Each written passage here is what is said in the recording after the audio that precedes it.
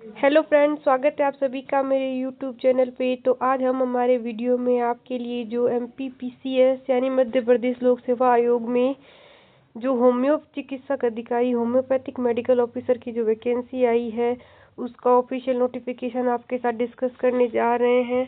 Form कब से start होंगे, फॉर्म की लास्ट डेट क्या है, करेक्शन डेट क्या है फॉर्म की, उसके साथ साथ आपके एग्ज़ाम की सिटी भी नोटिफिकेशन में बता दी गई है। कौन कौन सी कैटेगरी के लिए कौन कौन सी पोस्ट निकली है वो भी सब हम डिस्कस करेंगे। और क्या अदर स्टेट के स्टूडेंट्स जो होम्योपैथिक एमओ की वैकेंसी के लिए अप्लाई कर सकते हैं, यानी सारी हम डिटेल डिस्कशन करेंगे हमारे वीडियो में। तो आप हमारे साथ बने रहें, वीडियो को लाइक करें, हमारे साथ जुड़ने के लिए हमारे चैनल को सब्सक्राइब कर लें और बेल आइकन को प्रेस करें ताकि आपको अपकमिंग वीडियो की नोटिफिकेशन, जैसे हम सिलेबस का डिटेल डिस्कशन करेंगे तो उसका आपको नोटिफिकेशन सबसे पहले मिल जाए। मुझे पता है आप सभी को इस नोटिफिकेशन का बेसब्री से इंतज़ार, तो हम स्टार्ट करते हैं। आपके लिए आपकी एग्ज़ाम डेट 7 जून 2026 को होगी। एग्ज़ाम इन्होंने पहले ही अपने नोटिफिकेशन में क्लियर कर दिया है और आपका एडमिट कार्ड है वो 28 मई को आ जाएगा। और आपके एग्ज़ाम की आवेदन करने की ऑनलाइन अंतिम तिथि इन्होंने बताई है 12 अप्रैल को रात्रि 12 बजे तक आप फॉर्म भर सकते हैं। मैं तो यही कहूँगी कि आप 12 बजे से पहले या 12 तारीख से पहले फॉर्म भरें, क्योंकि आपके पास इनफ टाइम है।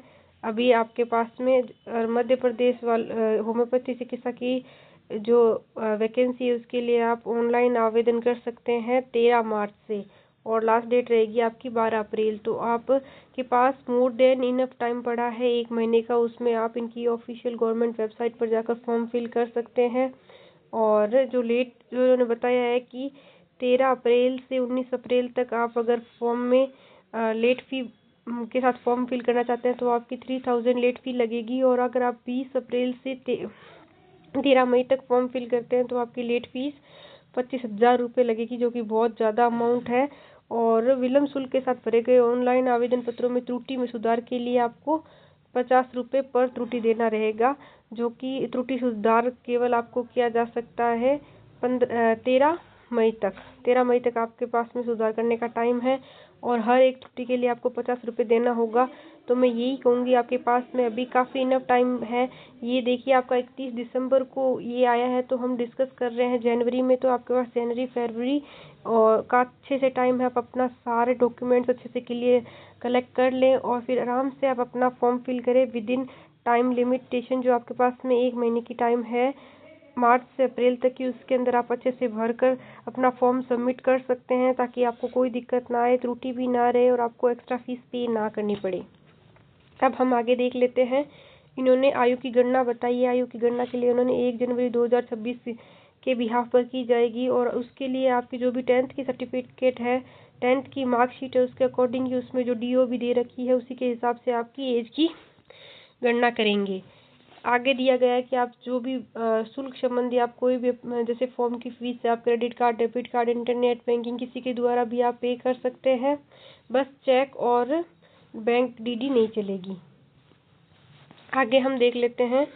इन्होंने ये बताया है त्रुटि सुधार के लिए आपको 18 मार्च से 14 अप्रैल तक ऑनलाइन आवेदन किया जाएगा, जिसमें आपको हर एक त्रुटि सुधार के लिए 50 रुपये देना होगा।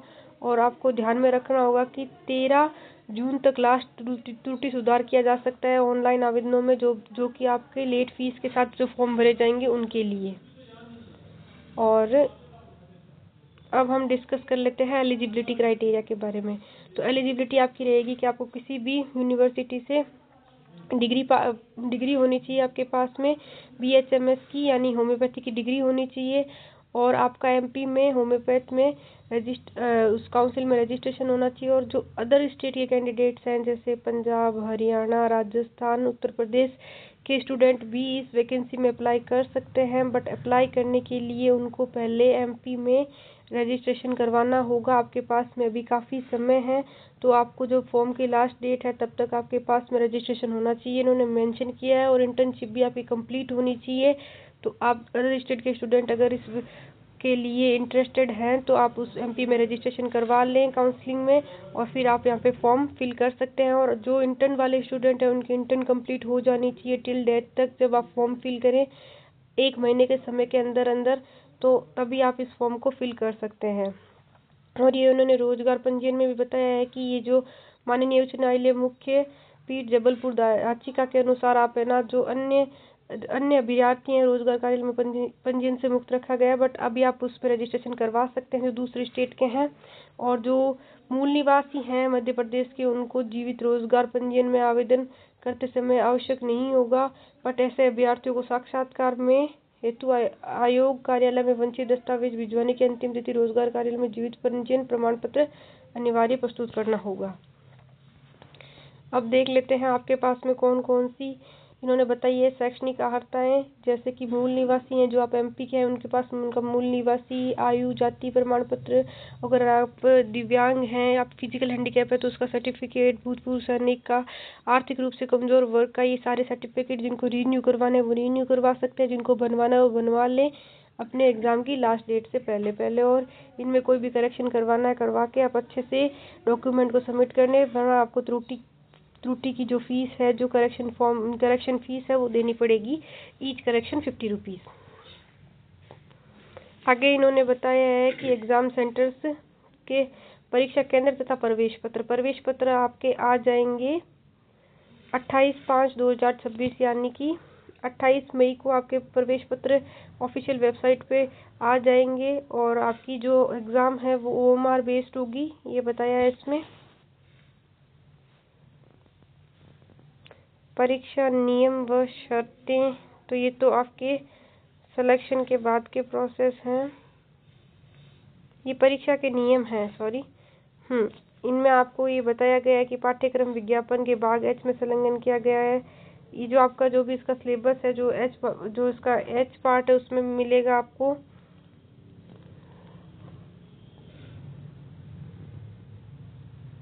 बाकी हमने आपको मेन जो जानकारी है वो प्रोवाइड करवा दी गई है।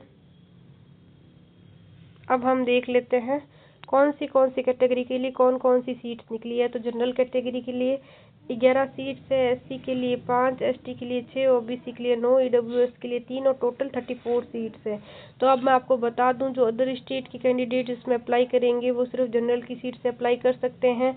ये रिजर्वेशन वाली सीट्स है, जो आप MP के डोमिसाइल्स हैं उनके लिए ही है, वो इसमें अप्लाई करके इसका लाभ ले सकते हैं। अब फीमेल्स के लिए इन्होंने 4 सीट्स रिजर्व कर दी है, SC के लिए 2 सीट, ST के लिए 2 सीट और OBC के लिए 3 सीट और EWS के लिए 1 सीट। और ये बाकी सारी सीट्स हैं जो आपके दिव्यांगजन PH की कैटेगरी के लिए रिजर्व्ड है, ये बता दिया है इन्होंने। और पद विभाग का नाम है मध्य प्रदेश शासन आयुष विभाग। श्रेणी इसके लिए राजपात्र द्वितीय श्रेणी है। पद अस्थायी है, बिकॉज आपका जब प्रोबेशन पीरियड रहता है कोई भी गवर्नमेंट जॉब में, वो 2 साल तक आपकी जॉब स्टेबल नहीं होती। वेतनमान दिया गया है इसमें 56,100 से 1,77,500 तक का। कर्तव्य इसका होम्योपैथी विधा में चिकित्सक कार्य करना। पद का नाम है होम्योपैथी चिकित्सा अधिकारी। अब शैक्षणिक आपकी इसकी देख लेते हैं। शैक्षणिक में आपको किसी विद्यालय से BHMS की डिग्री प्राप्त होनी चाहिए, आपका होम्योपैथी काउंसिल में रजिस्ट्रेशन होना चाहिए और आपकी इंटर्नशिप अंतिम डेट तक, लास्ट डेट तक फॉर्म की इंटर्नशिप कंप्लीट होनी चाहिए। और आपके पास में MP होम्योपैथिक बोर्ड में रजिस्ट्रेशन होना अनिवार्य है एग्ज़ाम से पहले पहले, मतलब एग्ज़ाम फॉर्म की लास्ट डेट से पहले पहले। और आपकी एज की जो सीमा है वो 21 वर्ष की आयु पूर्ण होनी चाहिए और 40 वर्ष की आयु पूर्ण नहीं होनी चाहिए, वही इसके लिए पात्र होंगे। और अधिकतम आयु की सीमा के अनुसार जो कैटेगरी वाइज जो एज के अंदर रिलैक्सेशन दिया गया है वो परिशिष्ट 1 में है और 1/1/2026 से आपकी एज की गणना की जाएगी। इन्होंने बता दिया है वापस अंतिम तिथि 12/4/2026 है फॉर्म की, यानी 12 अप्रैल है जो अंतिम तिथि है फॉर्म की। और सारे जो फिजिकली हैंडीकैप्ड है, दिव्यांग है, वो अपने प्रमाण पत्र को बनाकर उसके अकॉर्डिंग जो भी उसमें करेक्शन है, या जिस भी कैटेगरी से वो दिव्यांग है उस कैटेगरी की कितने परसेंटेज के अकॉर्डिंग उसके जो भी है वो सारी करेक्शन करवा के अपना दिव्यांग प्रमाण पत्र बना के सही तरीके से अप्लाई करें। और जो भी कैटेगरी वाले हैं, जैसे अनुसूचित जाति, जनजाति, अन्य पिछड़ा वर्ग, महिला, दिव्यांगजन हेतु मूल निवासी, और ये सारे सर्टिफिकेट आप अच्छे से बनवा लें। और जो आपके एग्ज़ाम फॉर्म के लिए नेसेसरी है उनको अच्छे से रिन्यू करवा लें, बनवा लें। बाकी सारी हमने इम्पोर्टेंट जानकारी देख ली। आपको पता होना चाहिए कि आपके एग्ज़ाम के बाद में इंटरव्यू होगा, देन आपका फाइनल सिलेक्शन होगा। 3 गुना ये 3 गुना को ये लेंगे सिलेक्शन के बाद में, और तभी उसके बाद साक्षात्कार होगा आपका। उसके बाद आपका फाइनल रिजल्ट आएगा, किसका सिलेक्शन हुआ है किसका नहीं। आपकी एग्ज़ाम OMR बेस्ड होगी, आपके एग्ज़ाम में नेगेटिव मार्किंग होगी, ये बात इन्होंने बता दी है। और उसके बाद में देख लेते हैं आपके लिए, इन्होंने एग्ज़ाम सेंटर बताया है इंदौर स्थित परीक्षा केंद्रों पर ही आयोजित होगी। जो इंदौर में है सेंटर, वहाँ पे ही एग्ज़ाम करवाई जाएगी।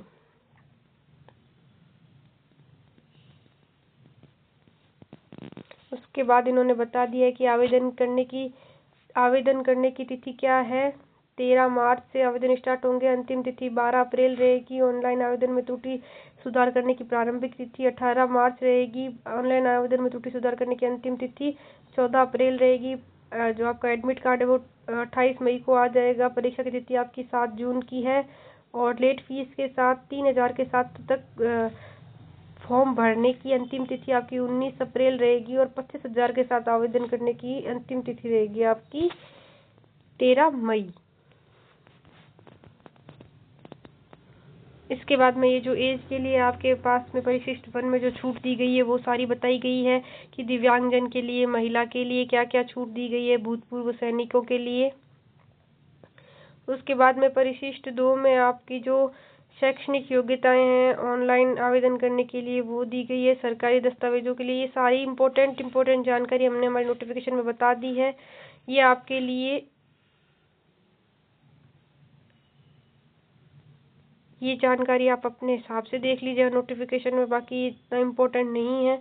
हाँ, ये ऑफिशियल वेबसाइट्स है जिनसे आप फॉर्म फिल कर सकते हैं, ये इम्पोर्टेंट है। और उसके लिए आपको अपनी वाइट बैकग्राउंड वाली स्कैन्ड फ़ोटो लेनी है, सेल्फी नहीं लेनी है, किसी और से फ़ोटो खिंचवानी है।